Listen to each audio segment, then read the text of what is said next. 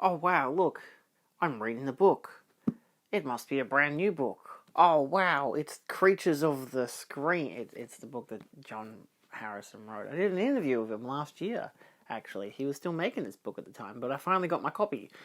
I wasn't really impatiently waiting at all, so I feel like saying finally makes it seem like I've been waiting a long time, but I don't know, I'm a patient person. But no, John was, because he's one of the Cinemaniacs board members, was at the most recent screening, which was the Akari trilogy, the Teen Apocalypse trilogy. The Doom generation totally effed up and nowhere. And he had my copy, and he even signed it. Look at that. It says, "To Julian, Rock and Stomp," which is actually more of a reference to... I found it really, really quickly the other day when I showed Mum, because he gave me a T-shirt with it, which there's a design of that shirt in this book. Let me find it.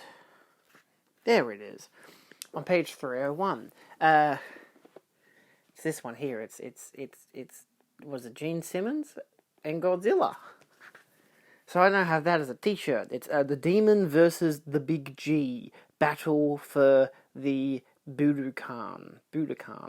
Fantasy art for the ultimate 1970s monster mash that never was. Art by Paul Garner. So, yeah. That's just cool how I got that as a T-shirt as well. So, I think it's probably drying. It's a white shirt, so it's with that design, so it usually gets washed a couple of days later with the whites. But nevertheless, chunky ass book, 600 odd pages. Yeah, 600 odd pages. The book itself is actually dedicated to Lee Gambin, who, a friend of ours, who contributed an essay to the book as well. If I remember, it is in chapter 15, guest essays, page 483. There are so many pages. There is so much to look into for this book. But yeah, it's the first essay there. Kiss meets the Clowns of Godspell, Makeup and the Transformation of the Alienated by Lee Gambin, which is quite a hefty 2.5 page, 3.5, 4.5, 5.5. It's a good couple pages. So, especially because some of these extra essays are quite brief, but some of them are interviews as well. But yeah, it's good. Go check it out. It's about Kiss, but it's also about monsters of the screen. It's I don't know, it's good. I haven't read it yet, so it takes me a lot longer to read books. I also got a bunch of these with it, which is just the artwork from it on the back and front. I have like 6 of them now, and I don't know why. I don't think I asked John why they were there. It's a cute little thing to just, hang around places, or if I want to just bribe people, be like, take this and advertise, But I got a YouTube channel for that. I don't need to be a regular shill, just a corporate one. So, we've got a couple collections. Stuff from Amazon, stuff from JB, stuff from CEX.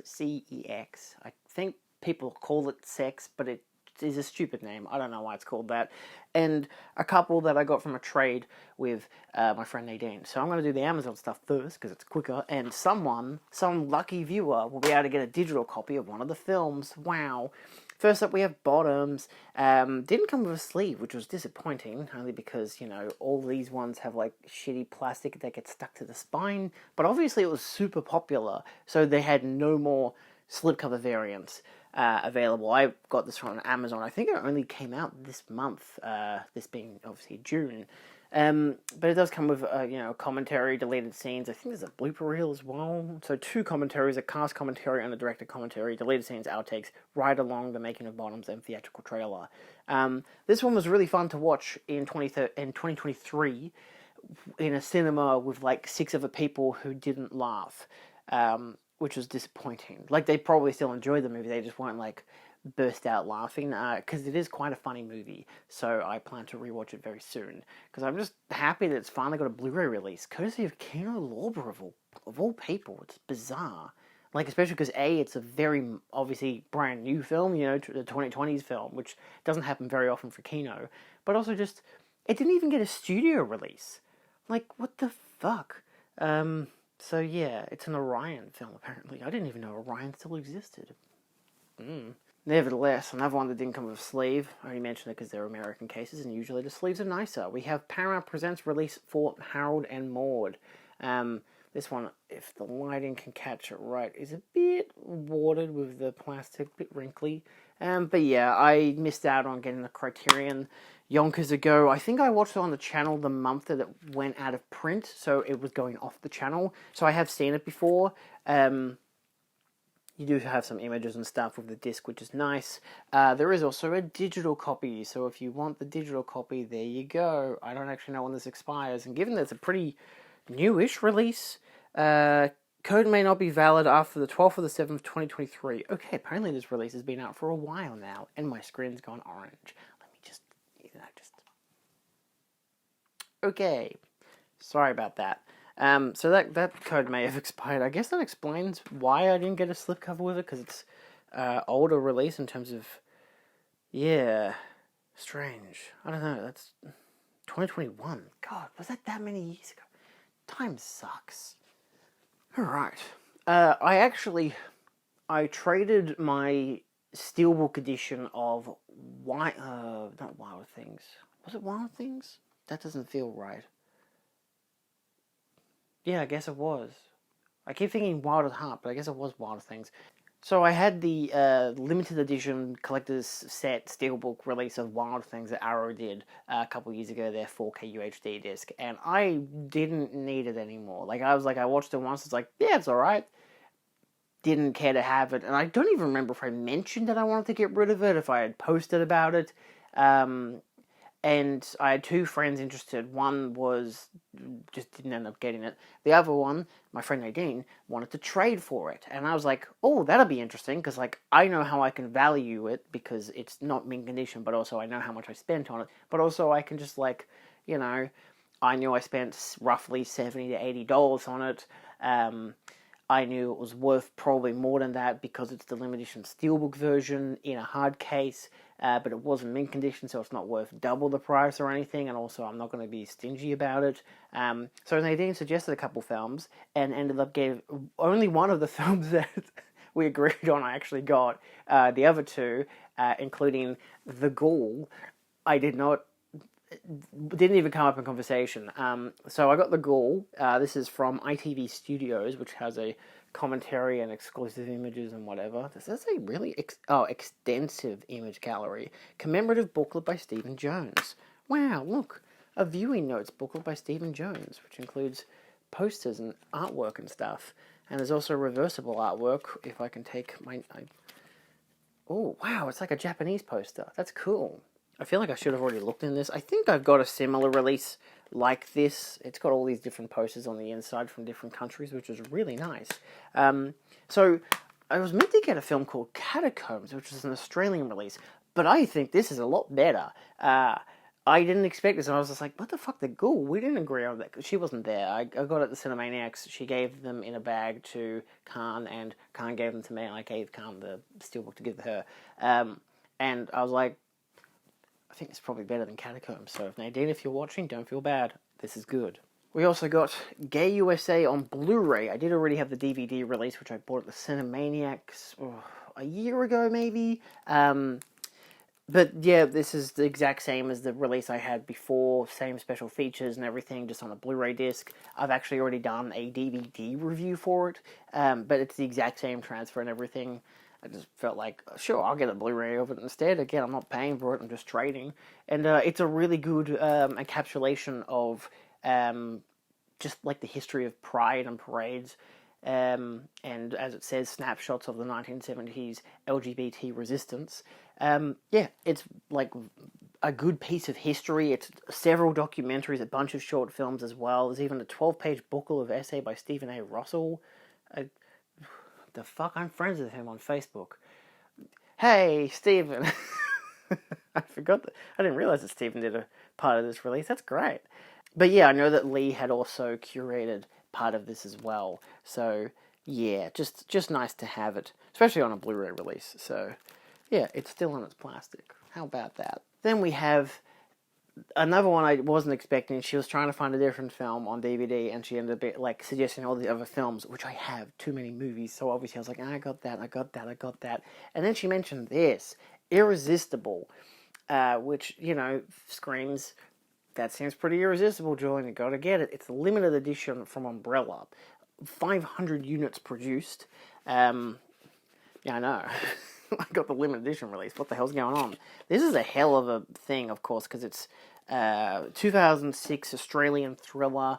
Comes with, all the goodies, the booklet, reversible artwork, commentary, region B, probably not locked, but you never know. 103 minutes, only a 2.0 DTS HD master audio track. That's interesting. 48-page booklet including essays from Athena Bella's, Digby Horton, behind-the-scenes experiences and art, and custom artwork by Ben Turner, and everyone's favourite, art cards. And a poster, I think, A3 reversible poster. Yeah, let's look. Let's look at it. So you get your booklet, just one-sided. Look, it's got Susan Sarandon. It's got people. Oh, they're dead. Oof. Spoiler alert to me, who hasn't watched the film yet. Yeah, nicely produced. Emily Blunt, Sam Neill. Got a good cast. I was definitely eyeballing this to a degree. I like how the slipcover as well is just the same artwork as the release. But yeah, so that's the standard release with slipcover or no slipcover. Double-sided poster, reversible artwork, which removes the rating sticker of M, but given it's M on a white background, it doesn't really change much in my mind, so I'm not gonna change it. Then there's art cards as well, but I won't dive into those, mostly because I haven't seen the film and I don't really want a visual spoiler for stuff. I don't know, I'm particular. So thanks, Nadine. That's great. I love that. 2 movies I didn't have at all, and one that is a good upgrade because it means I can now pass on my DVD copy to someone else. So yeah, that's cool. I like that. Anyway, it's not something I do very commonly, and if you've seen a lot of these mail videos, I did actually order, I believe it was earlier this year, because I had talked to Nadine about this back in October, and we had agreed on the stuff back in October. We just didn't get around to seeing each other, and even the times that we haven't brought the stuff. So, I had actually ordered part of Arrow's sale earlier in the year, Wild Things on 4K. So I do still have Wild Things. I just bought the standard 4K for 15 or 20 bucks. I didn't need the $70 goddamn purchase. Still have no idea why I did it, but again, long-term benefit, I get 3 movies. Actually, technically several, because Gay USA has a bunch of short films as well, so yeah. Anyway, JB Hi-Fi has restocked a bunch of Warner Brothers releases, and 2 of which caught my eye, including the one I just watched last night, which is The Witches of Eastwick. It has no special features, and the transfer is fine. It's better in the second half, but when they fade to black, there's a whole rectangle here that's just a weird faded grey, not grey, but more of a brown, even though it's a letterboxed film. It's not full screen, so I don't know what the hell's up with that, but there's no real visual issues outside of that. It could use a better restoration, but it's an interesting film. I do find the artwork to be quite funny, mostly because the actual image there of Michelle Pfeiffer is badly photoshopped. Because in the main poster, or at least the poster this is based off, she has a hat. And they were just oh, you can't see Michelle Pfeiffer properly. Remove the hat. Get a different image of her face and slap it on here, even though it's not it's not really what she looks like in the movie. Still, it was fun, interesting George Miller film, Yep, the guy who did Happy Feet and Mad Max. Who'd have thought it? One that I'm still haven't opened yet, which I only just got in yesterday as well. I actually went to JB and got this. So, Witches of Eastwick was $13. So was Fame. Yeah, when I saw they had Fame back in stock, I was like, holy shit. I haven't seen Fame on Blu-ray for years, because I always had the DVD, and I know it is the same digital restoration, which is not the best looking transfer. It's fine. It definitely could use a 4K, and hopefully I'm jinxing things, and by buying the Blu-ray they announce a 4K tomorrow or something. One can only hope. But it does still come with the class reunion commentary, the vintage featurette on location, theme field trip, visits the school that inspired the movie, theatrical trailer, and interview gallery. So, yeah, it's still Dolby True HD digital and all that stuff. It's fine, like, it's still the basic, original Blu-ray release. There's nothing too fancy about it. The artwork kind of sucks, especially because they have to say the original movie, and that's not even a shot from the film. I don't know what the fuck that's all about. But it was just a way to upgrade it from the DVD, and I think $13 is good enough for an upgrade over a fine DVD. Like, I've watched that DVD several times, and I love this movie, so I just figured, fuck, I'm gonna get the Blu-ray. Even though it would be like upgrading Beetlejuice's old DVD with the old Blu-ray, it's just the same transfer on a slightly better format. You're not actually getting much of an upgrade. So, the hope being that they release this on 4K eventually, but I guess just have to wait and see. And the last one I got from JB, which I actually got for $25, down from $28, because it was $24.99 down from $27.99. They had 2 of these in stock. This is the 10th anniversary of the expanded edition of Random Access Memories, which I don't own a copy of Random Access Memories. Again, it's still in its plastic because I only bought it yesterday. I was hoping to get the Alive album as well, the live show they did, but that wasn't available at the JB I went to. Not to mention that these weren't even seen that they were in stock at the JB I was at, but they had 2 there, and this had slightly better shrink wrap, so I picked this one up, and then I bought it, and then I looked and realized that, oh, my receipt says $27.99, but this says, or at least the sticker on it, said $24.99. I mentioned it to the woman. She was like, oh, well, it's just processed. Come back in a few minutes, and I can refund you $3. So I got $3 back. And ironically, I went back to the CD stand just to browse again, and obviously the other one was there, which had that actual $27.99 sticker, so they had to honor the price on this, even though this has the first 25, so I just kept that there. I will throw it out when I get rid of the shrink wrap. But, yeah, Daft Punk's great. Obviously, I've bought 4 of their albums earlier this year. I wish it was in clamshell, because I fucking hate digipacks for CDs. The jewel cases, sorry, not clamshell. Jewel cases are just much better for CDs. So yeah, that's cool. And last but not least, I got 2 releases. I found a CEX. If I remember logo on the screen, CEX is a second-hand store for Blu-rays. I think occasionally they get in new Blu-rays, but the one I went to, which was up in Epping, the northern suburbs of Victoria, which is near where my partner lives. I was there for her birthday, and while we went to go see a movie, we just went to a shopping centre or whatever, and they just had one there. And I was like, oh my god, they've got a CEX. I've never seen one of these in the flesh before. I didn't really know that they had them in the flesh, like at all, because I only learned about them like a couple months ago, and I just didn't know that they even had in flesh brick and mortar stores. So we went in there, and lo and behold, they did have, physical media. They had Blu-rays, they had DVDs, they had CDs, they had video games, all kinds of stuff. I had a bunch of 4Ks, which were interesting prices. Some I wasn't so happy about, some that I was. Some limited edition stuff from imprint and stuff, which was good prices, but I had most of them. Some steelbooks that I was curious about, but I'm like, maybe not. They had the Beetlejuice collector's set, but it only had the steelbook in the actual hard case, so I was wondering if maybe they've already kept the other things separately and put them with the discs, or someone's stolen that stuff. I don't know, but I wasn't going to try it out, especially for like $60. I was like, nah. However, they had a bunch of Blu-rays that were $5. Actually, they did have for $48, I think it was, Texas Chainsaw 3D, which I didn't buy because it looked really shitty in its condition, and you couldn't check the discs. They had the discs held behind the counter.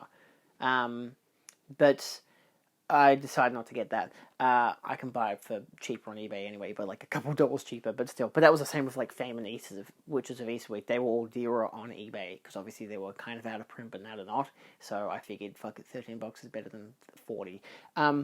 I got 50 First Dates. I wanted to watch this the other day when I think it was Brian Wilson from Beach Boys passed away, because this was always on the fucking Foxtel. And the one time I wanted to watch it, not on Foxtel, not on Binge. Well, actually, it was on Binge. I don't have Binge anymore. We'll leech enough of my brother's girlfriend's account, but I guess she's just signed out, or I think she still has the account. I asked her the other day, but it just signed out from our TV because it's shit. But they had this there for $5, and I was, sure, why not? Like, I don't love Adam Sandler films. I kept the receipt. It is missing part of the blue that clips it on, which sucks, but luckily it's the top half, so it keeps it on alright. And it still comes with special features. You get an audio commentary by the director Peter Segal and star Drew Barrymore, a blooper reel, and behind-the-scenes featurette. So, brought it back to my partner's place, cleaned up the disc because it was, not the cleanest, had some fingerprints, had some dirt, and I was concerned it wouldn't play, but I'm like, $5, I'll take the gamble. Like, you can never check the discs until after you've bought it, and I've kept the receipt, but I watched it actually, I skimmed through it at Helene's place, seemed to work fine. Watched it here last night, no issues. Great. $5, probably never watch it again. But hey, $5. And also for $5, which came in much better condition, but I'm still concerned about at least 2 of the discs, but I've skimmed through the first disc for the first 3 episodes, is Fargo, with the slipcover. Fucking A. The first 2 discs look like they have a scratch on them, but the third disc completely clean, so I've cleaned the first and second disc. I've, again, skimmed the first disc's episodes and didn't see any issues, but you get 3 whole episodes. I don't have time to stand there for like 3 hours to watch this. But because I don't have this on Blu-ray, even though I think I only have the first 2 seasons on Blu-ray, on DVD, sorry. I don't even think I have the 3rd season at all. I can't remember. Just with the slipcover and everything, I was like, fuck, $5 for Fargo. Like, this is a really good looking show. And it really shows up better on Blu-ray as well. Like, I don't know why I never bought the Blu-rays to begin with. I think I was still on the DVD mood when this show was coming out. Bad idea on my part. Especially because I bought Season 2 also on DVD. I don't think that came out on Blu-ray in Australia. I might be wrong. Obviously this did. But, yeah. It's good. I mean, it's a great show. I really enjoy it. I've watched a couple of the seasons. I haven't watched, like, the latest 2, because they're, like, on SBS or some shit, and I can't be fucked. But, $5 from CEX. So that was very interesting. I don't know if I'll get around to fully watching that anytime soon, so if it happens that in the future the discs don't play, I still have Season 1 on DVD. So, yeah. But that's all for now. My order from Second Sight has shipped. I'm still waiting for Umbrella to ship my big box set from them. But outside of that, yeah, check out John's book. I am also plugging it because he's a friend and it's a book. But yeah, if you like Kiss, check it out. It's not just about Kiss though. It's like about their depictions in TV and cinema. There's like a whole part talking about the Scooby-Doo one that they're in. So yeah. Anyway, yeah, that's all. I think that's all. Yeah, I think that's all. All right, I'll see you kids next time, where hopefully other stuff is coming in. I've got some Arrow stuff coming in as well in Second Sight. I mentioned the Second Sight, so we'll see how it goes. Bye!